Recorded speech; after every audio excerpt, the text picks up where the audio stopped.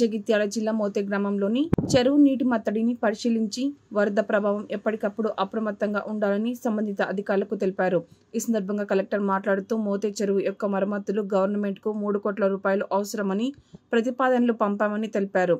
జిల్లాలో 452 మిల్లీమీటర్ల వర్షపాతం సాధారణం అయితే 380% వర్షం అయితే సాధారణ కంటే ఎక్కువ పడడం వల్ల వరద ప్రభావం ఉందని అన్నారు. మోతే చెరువుకు సంబంధించి 149 టీఎంసీల తక్కువ సామర్థ్యం ఉందని, ఇప్పటి వరకు అయితే ఇబ్బంది ఏమీ లేదని అన్నారు. అనంతరం కడ్లపల్లి చెరువు కూడా పరిశీలించారు. నీటి మట్టం చెరువు యొక్క స్థితిగతులను అడిగి తెలుసుకున్నారు. అనంతరం మాట్లాడుతూ జిల్లాకు మరో 3 రోజులు వర్షాలు ఉన్న నేపథ్యంలో అధికారులు అందుబాటులో ఉండాలని కోరారు.